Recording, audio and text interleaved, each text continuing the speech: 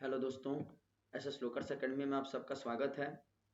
आज के इस वीडियो में मैं आप सबको Bihar board 10th class Hindi book काव्य खंड का दूसरा पाठ प्रेम आयनी श्री राधिका का सब्जेक्टिव और ऑब्जेक्टिव क्वेश्चन बताने वाला हूं। तो आप सभी लोग इस वीडियो को आखिरी तक जरूर देखिएगा ताकि आप सभी लोग ऑब्जेक्टिव और सब्जेक्टिव को अच्छे से समझ सके। तो चलिए वीडियो को बिना देरी किए हुए शुरू करते हैं। सबसे पहले हम लोग जितने भी इस पाठ के ऑब्जेक्टिव है उसको करेंगे। पहला नंबर ऑब्जेक्टिव है, कवि ने माली मालिन किसे कहा है? तो इसका उत्तर हो जाएगा कृष्ण और राधा जी को। इसका correct answer option number C होगा। कवि ने क्या कहा है? माली और मालिन कृष्ण और राधा जी को कहा है। जब हम लोग पाठ पढ़े थे तो उसमें भी हम लोग देखे थे कि माली मालिन शब्द राधा और कृष्ण जी के लिए आया था। दूसरा क्वेश्चन है हमारा, रसखान के रचना काल के समय किसका राज्यकाल था? तो रसखान के रचना काल के समय जहांगीर का जो है राज्यकाल था। तो इसका करेक्ट आंसर दूसरा नंबर प्रश्न का ऑप्शन नंबर सी होगा, क्योंकि जहांगीर के शासनकाल में ही जो है माना जाता है कि रसखान का जो उदय हुआ था एक कवि के रूप में, और ये पठान राजवंश में इनका जन्म हुआ था। तो इसका correct answer option number C होगा। अगला क्वेश्चन हमारा तीसरा नंबर है। तीसरा नंबर कहा जा रहा है कि रसखान ने प्रेम आईनी किसे कहा है? रसखान ने प्रेम आईनी किसे कहा है? Option number A Krishna, option number B Saraswati, option number C Radha और ऑप्शन नंबर डी यशोदा। तो इसका करेक्ट आंसर होगा ऑप्शन नंबर सी। जो हमारे रसखान है वो प्रेम आईनी किसको कहे हैं? तो राधा जी को कहे हैं। तो इसका correct answer option number C ही होगा। नेक्स्ट क्वेश्चन हमारा है कि निम्न में कौन सा ग्रंथ रसखान का है? इनमें से कौन सा ग्रंथ रसखान का है? तो इसका सही उत्तर प्रेम वाटिका होगा। चौथा नंबर प्रश्न का correct answer option number B होगा। प्रेम वाटिका जो है रसखान की जो है रचना है। अगला प्रश्न पांचवा नंबर है हमारा, रसखान जी किसकी भक्ति किया करते थे? रसखान जी किसकी भक्ति किया करते थे? तो रसखान जी हमारे किसकी भक्ति किया करते थे? तो श्री कृष्ण की। श्री कृष्ण की भक्ति में लीन रहते थे और इस पाठ में उन्होंने श्री कृष्ण का ही जिक्र किया है। तो इसलिए पांचवा नंबर प्रश्न का करेक्ट आंसर ऑप्शन नंबर ए होगा। अगला क्वेश्चन छठा नंबर है कि इन मुसलमान हरिजन पे कोटिन हिंदू वारिये यह किस कवि के लिए कहा गया है? यह किस कवि के लिए कहा गया है? तो रसखान के लिए यह कहा गया है। और किसने कहा है? तो भारतेंदु हरिश्चंद्र जो है, भारतेंदु हरिश्चंद्र, उन्होंने क्या किया है कि इनकी रचनाओं से मंत्र मुग्ध होकर के इस कथन को जो है कहा है। तो इसका correct answer option number C होगा कि मुसलमान हरिजन पे कोटिन हिंदू बारिये, यह पंक्ति हरिश्चंद्र जी के द्वारा, भारतेंदु हरिश्चंद्र जी के द्वारा रसखान के लिए कहा गया है। नेक्स्ट क्वेश्चन सातवां नंबर है कि रसखान द्वारा रचित ग्रंथ है। रसखान द्वारा रचित ग्रंथ इनमें से कौन सा है? तो इसका करेक्ट आंसर हो जाएगा हमारा प्रेम वाटिका। प्रेम वाटिका जो है रसखान द्वारा रचित ग्रंथ है। अभी पीछे भी यही प्रश्न आया था, तो प्रेम वाटिका इसका उत्तर होगा। अगला क्वेश्चन है कि रसखान के इष्ट थे। रसखान के इष्ट कौन थे? तो रसखान के इष्ट कौन थे? तो भगवान श्री कृष्ण। भगवान श्री कृष्ण जो है रसखान के इष्ट थे। नेक्स्ट क्वेश्चन हमारा है कि सुजान रसखान के रचनाकार कौन है? तो सुजान रसखान किसी के द्वारा लिखा गया? तो रसखान जी के द्वारा लिखा गया होगा। तो 9 नंबर प्रश्न का भी सही आंसर हमारा ऑप्शन नंबर बी होगा। सुजान रसखान जो है रसखान जी के द्वारा लिखा गया है। इसी तरह अगला क्वेश्चन की बात करेंगे हम लोग कि रसखान को गोस्वामी विठलनाथ ने किस मार्ग में दीक्षित किया था? तो गोस्वामी विठलनाथ जो है रसखान को किस मार्ग में दीक्षित किए थे? तो पुष्टि मार्ग में दीक्षित किए थे। तो 10वां नंबर प्रश्न का correct answer option number C हो जाएगा। रसखान जी को जो हमारे गोस्वामी विठलनाथ है उन्हें पुष्टि मार्ग में दीक्षित किए थे। नेक्स्ट क्वेश्चन 11वां नंबर है कि रसखान किस दोहा की रचना में सिद्ध थे? रसखान जो है किस प्रकार की रचना में सिद्ध थे? दोहा में, कि सोरठा में, कि कवित्त में, या सवैया छंद में? तो रसखान किस प्रकार की रचना में सिद्ध थे? तो सवैया छंद लिखने में जो इनको सिद्धि प्राप्त थी, प्रसिद्धि हासिल थी, तो ये सवैया छंद ज्यादा लिखा करते थे। उसी तरह 12वां नंबर प्रश्न है कि सवैयों में रसखान की कैसी आकांक्षाएं प्रकट होती है? सवैयों में रसखान की कैसी आकांक्षाएं प्रकट होती है? तो इसका उत्तर हो जाएगा कि ब्रजभूमि निवास की। इसका सही उत्तर होगा ब्रजभूमि निवास की आकांक्षाएं इनकी प्रकट होती है। उसी तरह 13वां नंबर प्रश्न है कि रसखान ने चित्तचोर किसे कहा है। चित्तचोर मतलब मन को चुराने वाला, तो मन को चुराने वाला रसखान ने किसे कहा है। तो जब पंक्तियां हम लोग पढ़ रहे थे तो उसमें आया था कि श्री कृष्ण जो है रसखान के मन को चुरा लिए हैं, चित्तचोर कर लिए हैं। तो इसका सही आंसर ऑप्शन नंबर डी होगा। उसी तरीके से 14वां नंबर प्रश्न है कि लकुटी का अर्थ क्या है। लकुटी, तो लकुटी का अर्थ हम लोग देखे थे कि छोटी लाठी होता है। तो यहाँ ऑप्शन नंबर ए है नंद बाबा को, बी नंबर माखन है, सी नंबर छोटी लाठी और डी नंबर लठ है। तो इसका उत्तर हो जाएगा ऑप्शन नंबर सी, लकुटी का अर्थ हो जाएगा छोटी लाठी। उसी तरीके से 15वां नंबर प्रश्न है हमारा। 15वां नंबर प्रश्न कह रहा है कि कबीर खान ने प्रेम वरण किसे कहा है। कबीर खान ने प्रेम वरण किसे कहा है। तो प्रेम वरण किसे कहा है, तो उन्होंने श्री कृष्ण को प्रेम वरण कहे हैं। तो इसका उत्तर हो जाएगा 15वां नंबर प्रश्न का correct answer option number D, प्रेम वरण जो है रसखान जी ने कृष्ण को कहा है। इसी तरह नेक्स्ट क्वेश्चन हमारा 16वां नंबर है कि नंद नंद किसे कहा गया है।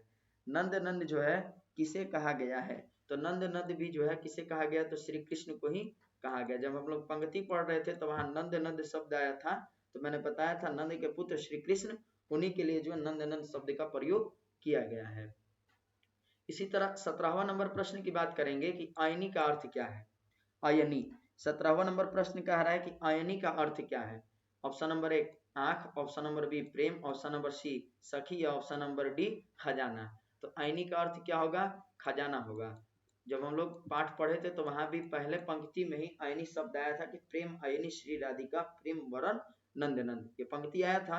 तो उसमें जो आयनी शब्द था तो उसका मतलब होगा खजाना होगा। 18वां नंबर प्रश्न है कि प्रेम वाटिका किस प्रकार की रचना है। पूछा जा रहा है 18वें नंबर प्रश्न में कि प्रेम वाटिका किस प्रकार की रचना है। तो इसका उत्तर हो जाएगा प्रेम निरूपण संबंधित, यानी इसमें प्रेम को दिखाया गया है, प्रेम का निरूपण किया गया है। तो 18वां नंबर प्रश्न का correct answer option number B होगा। इसी तरीके से 19वां नंबर प्रश्न है हमारा कि कबीर खान ने देह अपने दोहे में बेमन किसे कहा है। 18वां नंबर प्रश्न कहा जा रहा है कि कबीर खान ने अपने दोहे में वेमन किसे कहा है। तो इसमें ऑप्शन नंबर ए है श्री कृष्ण को, ऑप्शन नंबर बी ग्वाला बालों को, और ऑप्शन नंबर सी है यशोदा को, ऑप्शन नंबर डी है भक्त के रूप में स्वयं को। तो कबीर खान ने अपने दोहे में बेमन किसे कहा है, तो स्वयं को कहा है भक्त के रूप में। तो इसका correct answer option number D होगा। नेक्स्ट क्वेश्चन 20वां नंबर है कि रसखान को किसने दीक्षा दी। तो रसखान को किसने दीक्षा दिया था, तो गोस्वामी विठलनाथ ने जो है रसखान को दीक्षा दिया था। इसके बाद नेक्स्ट क्वेश्चन है हमारा कि रसखान किस काल के कवि थे। तो रसखान किस काल के कवि थे, तो रसखान जो है हमारे किस काल के कवि थे, तो भक्ति काल के कवि माने जाते हैं। तो 21वां नंबर प्रश्न का correct answer option number D होगा। इसी तरीके से 22वां नंबर प्रश्न हमारा कि प्रेम आयनी श्री राधिका में कितने दोहे संकलित हैं। प्रेम आयनी श्री राधिका में कितने दोहे संकलित है, तो 4 दोहे संकलित है इसमें। तो 22वां नंबर प्रश्न का correct answer option number C होगा। तो हमने टोटल कितने ऑब्जेक्टिव क्वेश्चन को देखे, तो 22 ऑब्जेक्टिव क्वेश्चन को हमने देखा। आप सभी लोग कमेंट में बताइएगा कि आपने कितने प्रश्नों को सही हल किया, कमेंट में आप लोग जरूर बताइएगा। अब आगे हम लोग जो है इस पार्ट का सब्जेक्टिव क्वेश्चन देखेंगे, जिसमें से पहला नंबर सब्जेक्टिव क्वेश्चन है हमारा कि कवि ने माली मालिन किन्हें और क्यों कहा है। तो इसका उत्तर होगा कि कवि रसखान ने प्रेम वाटिका के माली श्री कृष्ण को और तथा मालिन राधिका यानी रानी राधा को कहा है, क्योंकि दोनों प्रेम रूपी वाटिका के संरक्षक हैं। जैसे माली मालिन मिलकर फूल के बगीचों को सींचते हैं जिसमें फूल खिलते हैं, उसी प्रकार भगवान श्री कृष्ण और राधिका प्रेम रूपी वाटिका को सींचकर प्रेम को विकसित करते हैं। नेक्स्ट क्वेश्चन हमारा दूसरा नंबर है कि द्वितीय दोहे का काव्य सौंदर्य स्पष्ट करें। तो इसका उत्तर होगा कि दूसरा दोहा सवैया में कवि रसखान की अनुपम भक्ति देखने को मिलती है, जिसमें कवि श्री कृष्ण की भक्ति पर अपना सर्वस्व निछावर करना को तैयार है। सौंदर्य की दृष्टि से भी यह सवैया अनुपम है। शब्द अलंकार के प्रयोग से यह दोहा आकर्षक बन गया है। तो ये दूसरा नंबर प्रश्न का हमारा उत्तर था। इसी तरीके से तीसरा नंबर प्रश्न की ओर बढ़ेंगे। तो तीसरा नंबर प्रश्न है हमारा कि कृष्ण को चोर क्यों कहा गया है, कवि का क्या अभिप्राय है। तो इसका उत्तर होगा कि कृष्ण को चित्तचोर कहने वाले भगवान मतलब कभी जो है कहा जा रहा है कि चित्तचोर कहने वाले भगवान श्री कृष्ण अपने भक्तों को के मन को शीघ्र ही अपनी ओर आकर्षित कर लेते हैं, इसलिए कवि ने उन्हें चोर कहा है। अभिप्राय यह है कि मनुष्य जब श्री कृष्ण की भक्ति की ओर उन्मुखरित होते हैं तो उनका मन श्री कृष्ण की ओर स्वयं खींचा जाता है, इसलिए वे चित्तचोर कहलाते हैं। अगला क्वेश्चन हमारा चौथा नंबर है कि समयों में कवि की कैसी आकांक्षाएं प्रकट होती है, भावार्थ बताते हुए स्पष्ट करें। तो चौथा का उत्तर होगा हमारा कि द्वितीय दोहे में कवि ने समयों का प्रयोग किया है, जिसमें कवि रसखान ने आकांक्षा व्यक्त की है कि अगर श्री कृष्ण की भक्ति के लिए मुझे करोड़ों स्वर्ग सुख को त्याग ना पड़े तो मैं त्याग कर सकता हूँ। हमने पढ़ा भी था कि कवि बोलते हैं कि मैं अपने जो है तीनों लोगों को, तीनों भुवनों का सुख मैं त्याग दूंगा जब मुझे श्री कृष्ण की लकुटी लाठी मिल जाएगी और कंबल वस्त्र जो मुझे मिल जाएगा तो मैं अपना सब कुछ न्यौछावर कर दूंगा। इसी तरीके से पांचवा नंबर प्रश्न है। पांचवा नंबर प्रश्न व्याख्या करने वाला, जिसमें दो प्रश्न दिया गया है। इसमें पांचवा का क नंबर प्रश्न है कि पावन चित्तचोर पलक और नहीं करी सको, व्याख्या करें।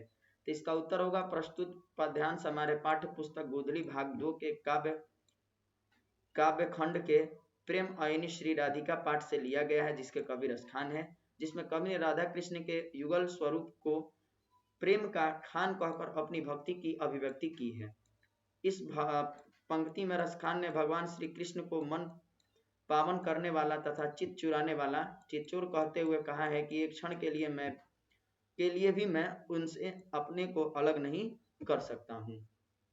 उसी तरह दूसरा नंबर जो हमारा पांचवा का ख नंबर प्रश्न है, वो कहा जा रहा है कि रस खानी कबो इन आखिन सो बज के वन बाग तड़ाग निहारो, व्याख्या करें। तो इसका उत्तर होगा कि प्रस्तुत पद्यांश हमारे पाठ्य पुस्तक गोधली भाग 2 के काव्य खंड के करिल कुंजन ऊपर वारो पाठ से लिया गया है, जो रसखान की रचना है।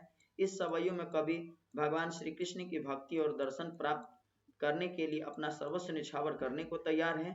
इसी आकांक्षा में कवि कहते हैं, आपका भक्त रसखान आपके दर्शन हेतु कब से ब्रज के वन बाग और तड़ाग की ओर अपनी आंखें लगाए हुए है।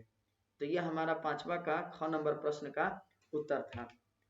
टोटल इस पाठ में 5 ही प्रश्न थे, जिसमें पांचवा में क और ख 2 प्रश्न दिए गए थे। तो हमने इस पाठ का सब्जेक्टिव क्वेश्चन और ऑब्जेक्टिव क्वेश्चन दोनों को देखा। आई होप आप सभी लोगों को यह वीडियो अच्छा लगा होगा और समझ में भी आया होगा। तो आप सभी लोग ये वीडियो अगर अच्छा लगा है तो कमेंट में जरूर बताइएगा। साथ ही अगर आप हमारे चैनल पर नए हैं तो हमारे चैनल को सब्सक्राइब कर लीजिएगा, बेल आइकन को प्रेस कर दीजिएगा, ताकि हमारे नए नए वीडियो के अपडेट जो है आप तक पहले पहुंच सके। धन्यवाद।